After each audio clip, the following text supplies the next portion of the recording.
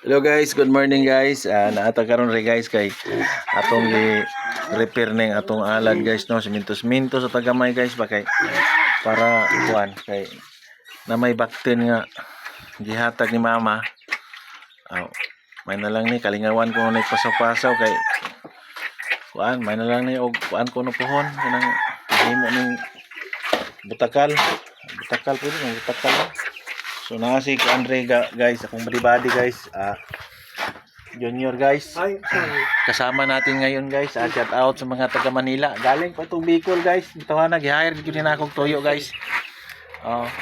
By side. Bicol ba tong inyo ha John? Ha? Bicol ba yung ano sa Manila niya? Asa kay ito? Caloocan. Sa Caloocan pala. Shout out sa mga taga Caloocan. Shout out sa mga parente ni mo John Sa Caloocan, set out. Ina ba? Set out. Tinganli ba?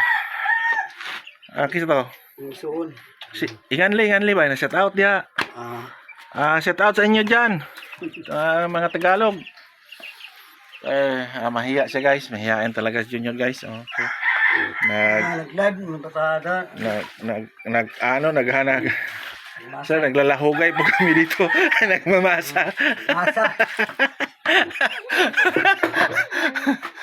Si Junior guys, marunong na kayo ni magbisaya guys, pero iyang tuno tinagalog yapon. Nag-rest ko. Alam mo kasi. Nag-live ka? Nag-vlog tayo ngayon. Natin sa vlog tayo. Okay. Guys. Ikaw shout out halo-halo. Shout out kapatid mo ba itong mga pumangkin mo dito? Yan ang templado namin. Ang templado namin guys ay 1 nagmamasa halo-halo. 1-3 lang. Isa ang saminto, tatlo ang balas yung buhangin. Tatlo yung buhangin dyan tatlo yung buhangin para kapit talaga. Shout out sa lahat ng mga construction worker dyan. Mega love shout out sa mga construction worker. Sa mga construction worker na mga kaibigan natin. Mega love shout out.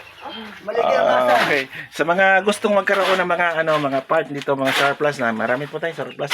Surplus dito ng mga kinakalawang pero pwede pang magamit. Okay, at mayroon din tayo mga sinampay dito sa mga gustong sinampay. Baligyan natin yung mga okay-okay. At meron tayong mga sasakyan. Pwede natin ibinta yung mga sasakyan. Okay. Sa gusto mong magkaroon ng mga papaya na mabulaklaking papaya, anti-dengue po. Ito po ang anti-dengue, Tagulaki po sa Bisaya. Okay. Ito lang po ang paligid natin dito. Napaka-worst talaga mga idol. At sa araw na to medyo hindi masyadong mainit. Talagang katamtaman lang at mahangin po ang paligid natin. Yan. Ito makikita mga lods. Okay, yung mga manok natin nakasabit pa rin. Kasi hindi marunong magkuhan sa kanilang flying post. Ganon. May alambre kasi. May alambre. Itong hirap sa pag may alambre. Ayan mga manok natin Nandiyan si ano bang tawag dyan? Si Lasak yan. Ito si Latom pula at si Whitey, si Puti nandoon sa puti. Si Puti rin nandoon sa ibabaw pa rin. At meron pa tayong pula doon. At yung ating buyugon at saka talisay ay naibinta na po natin sa halagang mura lamang.